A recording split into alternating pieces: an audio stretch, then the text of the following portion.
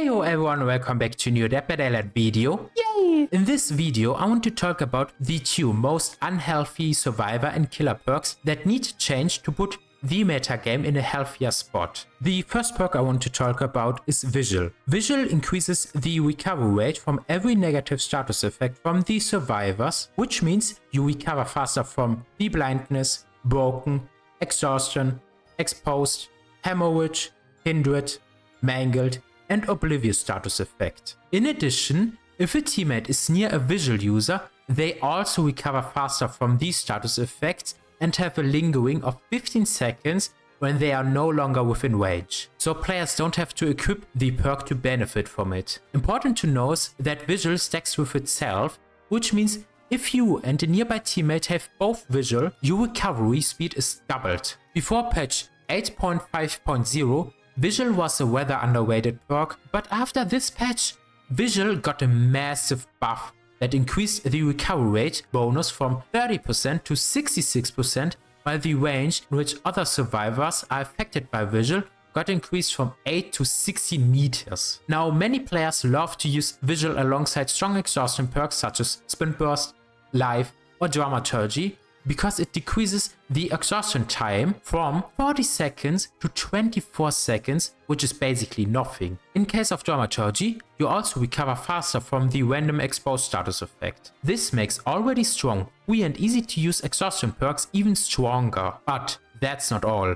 Vigil is also a strong counter against the Clown and the Nightmare, because when they apply their hindered status effect, you know, their main power, on a Vigil affected survivor, the hindered duration gets decreased by Vigil. Unknown, Nemesis, and Houndmaster also have a built-in hindered status effect that gets affected by Vigil. This is a big deal because usually perks have no effect on killer powers in any given way to prevent unhealthy synergies, to not make something stronger than intended, or to give an unfair advantage by having a random perk equipped. Lastly, since Vigil is nowadays such a common perk, it limits many killers in their perk and add-on variety. Since patch 7.6.0, every mangled and hemorrhage status effect is now time-based, which made nearly every add-on and perk that applies these status effects useless, as their duration is often too short to get great value from it, especially now in a strong healing meta.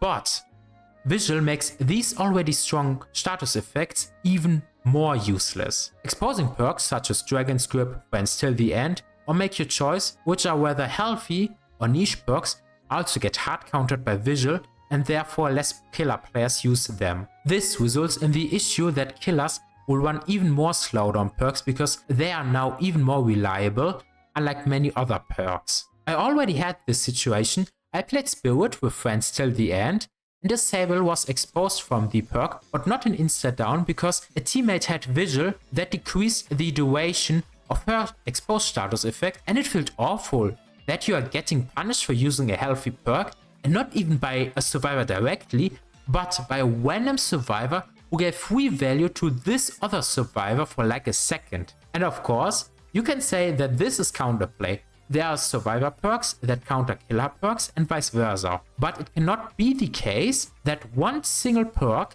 counters nearly 30 perks and 30 add-ons for free. You just have to equip the perk to make so many perks and add-ons useless. This is not counterplay. This is beyond every counterplay. Now, I see many players talking about Vigil, and a part of them says that Vigil would be healthy if it could no longer stack with itself. So Survive with Friends groups can no longer stack Sprint Burst in Vigil, and I'm so sorry, but this is not the solution for Vigil. Vigil is an unhealthy perk because it does way too much for free. You just have to equip it, and it makes so many killer perks and add-ons useless and limits their build variety just by its existence. One perk should never counter so many perks without any effort, but also countering the base kit of some killers and making strong exhaustion perks even stronger on top of it. Therefore, this perk needs a nerf that makes it less strong. In my opinion, the perk should no longer stack with itself, because this creates a boring and zero interaction situation when you face 4 survivors with Vigil and Sprint Burst. So I agree with the other players that say this, but then the recovery rate should also be decreased, while the lingering effect for teammates should be removed. survivors can still benefit from a teammate with Vigil, but only when they are within range. Lastly, it should not affect any killer power in any way. With the Doomed Cause chapter, the new survivor Taui introduced the perk Shoulder the Burden. This perk enables you to steal one hook stage from a teammate once per trial if you are not dead on hook. After that, you are exposed for the next 40 seconds. In theory, a healthy perk that should prevent hard tunneling. However, this perk also punishes killers when they are not tunneling. For example, when you hook survivor A, then B, then C, and then you hook survivor A a second time, but then survivor D steals a hook stage from survivor A with Shoulder the Burden, which takes a lot of pressure away from these survivors. Situations like these feel very awful for the killer, but also for the health of the game, because in this situation, an anti-tunnel perk punishes the killer for not tunneling. Another issue is also that this perk can correct mistakes on the survivor side, such as a survivor reaches second stage on hook, or a survivor with deliverance gets hooked before this one can rescue a different survivor. Next, I know not many players want to hear this, but in some situations, you are forced to tunnel because either these survivors play in a strong way or pressure you a lot by their strong items such as fat toolboxes or syringes. The best way to apply more pressure is by either having someone dead on hook or, even better, creating a 3v1 situation. This often happens in the mid or near the end game, and getting punished by Shoulder the Burden or adapting to the survivor playstyle and not hard tunneling at 5 gens also feel rather unfair. Now, many people might say that if Shoulder the Burden is a problematic and strong perk, why do I never see it in my survivor matches? The answer is pretty simple. Solo queue issue, and you need more than one brain cell. In solo queue you cannot communicate with your teammates and therefore not tell them that you should go for the unhook to steal a hook stage. You run to the hook with good intentions just to see how your clueless disabled teammate unhooks the teammate. Many players also run rather selfish perks such as DS, Off the Record, Resurgence or any exhaustion perks, but Shoulder the Burden is a team perk, a strong one but still an altruistic team perk. And the downside of the perk scares many players away on top of it, because taking hook stage and getting targeted by the killer without any protection is huge. It is a big deal for many players. Another problem is that you must avoid the hook in the early game. This means you either have to be a really good looper that the killer wants to stay away from you, or you have to play in a more careful way, which means you never get caught off guard in the open or showing the killer how bad you are. Then, in some situations, you cannot go for the Shoulder the Burden unhook mindlessly when the killer is nearby, or otherwise you will be dead on hook. You have to wait for the right moment and need a plan B when the killer wants to chase you. Shoulder the Burden requires communication,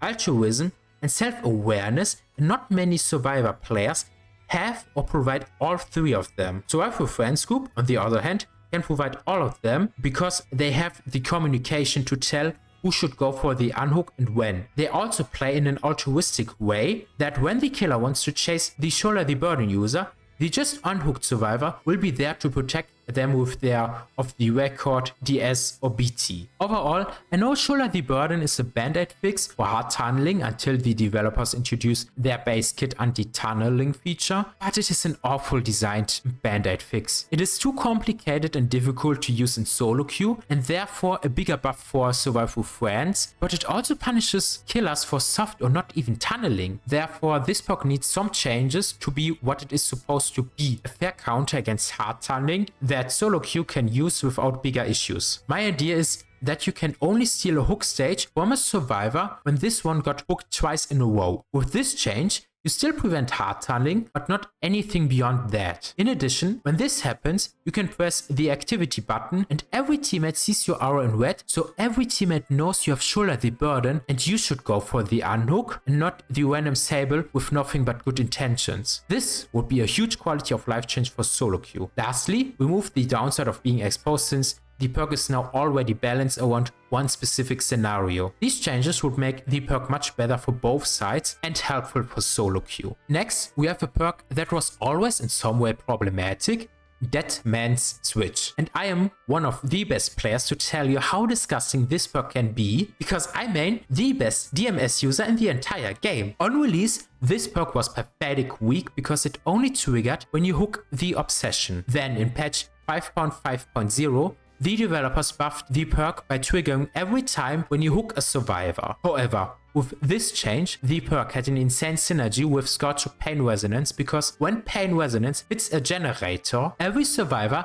that is working on it will scream and therefore trigger DMS, and to this time, DMS had a duration of 45 seconds and could trigger on more than one generator at the same time, while Scorchhook Pain Resonance triggered every time you hook a survivor on a Scorchhook. There was no token system for it. Therefore, the developers nerfed the duration to 30 seconds in patch 6.1.2, and they also tried to move the synergy between these two perks by no longer making survivors scream when their generator gets hit by Scorchhook Pain Resonance, but this got reworked since this would enable a strong synergy between Pain Resonance and Merciless Storm. So the status quo was a weaker Deadman switch that still works with the strongest regression perk in the entire game. However, over a year later, patch 7.2.0 introduced the new perk Ultimate Weapon. The original effect of the perk was that when a killer opens a locker, for the next 30 seconds, every survivor that is either within or enters the terror radius will scream and become oblivious for 20 seconds. So Ultimate Weapon and Deadman Switch were insane on high mobility killers like Nurse or Blight because you hook a survivor,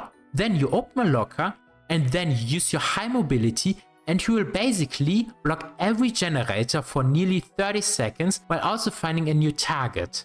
This was so disgusting. However, in patch 7.7.0, Ultimate Weapon got a big nerf that made it basically useless. But a few patches before, in patch 7.5.0, Human Race got buffed to today's version that blocks every generator for 10 seconds for the first 3 unique hooks. The funny part, if Human Race kicks a survivor off from the generator, it also triggers DMS, which means these generators were blocked for nearly 30 seconds due to the insane synergy. Now in patch 8.3.0, the developers had enough and changed Deadman Switch so it can only block one generator at the same time, but that for 50 seconds. It was meant to be a nerf to make the perk less obnoxious, but it was actually a huge buff to this perk. The developers kept the insane synergy with Human Race and Scorchhook Pain Resonance, but now Deadman Switch also works perfectly on its own because 50 seconds is a very long time and makes 3v1 situations, but also tunneling so much easier. It is also a disgusting strong perk when one generator is left or the killer has control over a 3 generator situation. Also from the survivor POV, it is straight up disgusting when your generator gets blocked for 50 seconds because the average survivor is often in this situation that they don't know what to do during this time. Some of them will stay next to the blocked generator and wait it out, or in case of solo queue issues, this one and a different one go for the same unhook, which means the team wastes a lot of time and resources due to one perk. However, Deadman Switch has counterplay. A smart survivor that knows DMS is in play will touch a random generator to trigger the perk on this one so their teammates cannot get punished by it when they get interrupted. But for the average survivor player base, this is rather complicated. And with average player base, I mean 90% of the survivor players. Like, I'm sorry. Another counterplay is to let go of the generator before the hook happens to not trigger DMS by a Pain Resonance hit, but being in this situation always feels so awkward. To sum things up, DMS is and has always been a problematic perk due to its insane strong synergy with other oppressive perks, but now that it works perfectly on its own, it became even stronger while still having the insane synergy with other strong perks. And don't get me wrong, my point is not that perks should not synergize well with other perks. My point is that already strong perks should not synergize well with other strong perks. It's the same issue with Finesse. It synergizes well with other already strong perks such as Dramaturgy, Life or Swing Burst, and the result in both cases is that players will slap these strong perks together every time. It would be much better if strong perks had either no synergize with other strong perks or anti-synergize to prevent this issue, but they should synergize well with quote-unquote weak perks to encourage a better variety of possible builds. But what is the solution for DMS? In my opinion, there are 2 solutions. One, Remove the insane synergy with Scorchuk Pain Resonance and Human Brace to make it less obnoxious. Sure, by removing the screaming part of the first perk, it enables a strong synergy with Merciless Storm, but being in a 40-second Merciless Storm skill check situation is less likely, and even when it's happened, at least the survivor has something to do, and 20 seconds of a block generator is much better than 50 seconds. The other solution is to keep everything as it is, but make DMS token based, which means for each unique hook, the perk gets activated and blocks the first generator that a survivor let go of. This will reduce the tunnel potential of the perk while also making the endgame less obnoxious for survivors. These are my two solutions how to keep DMS still as a strong perk, but more healthy for the metagame. The last perk I want to talk about is Hex Blood Favour, and if you follow me for a while, you know I love Hex Blood Favour. It is in my opinion one of the strongest perks in the entire game, but not many players seem to recognize this despite being in the game for almost 5 years. It is insane to me. But currently, it is a hot topic due to Ken Kaneki, the Ghoul. His power allows him to get a health state for free, which triggers Blood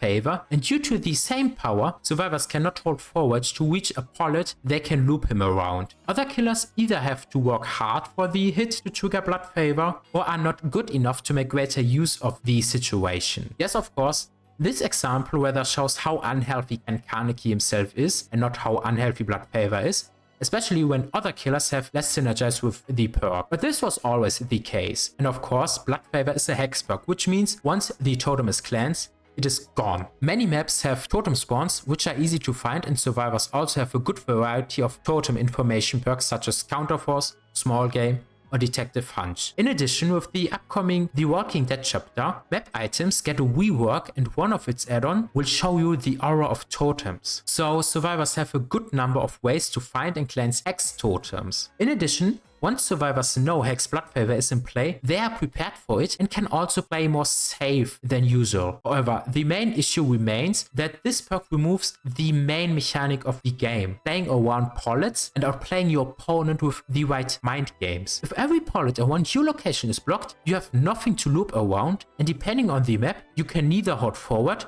nor have nothing to play around. You are just straight up dead as a survivor, which is insane. Another aspect we have to keep in mind is that this perk comes from a time where the developers had a different idea of map design. Back in the old days, maps were disgustingly big and a pain in the ass for every non-mobility killer, but this gave survivors more opportunities to play around Blood Favour. In addition, many tiles and areas were much stronger by having strong interconnected loops. Nowadays, the developers have a much better map design with Ormond Lake Mine, Toba Landing, Greenville Square, or Freddy Fazbear's Pizza, for examples. Overall, it is not one or two killers who make this perk so unhealthy, it is the way how this perk removes the main feature of this game and how it no longer fits in today's DBD.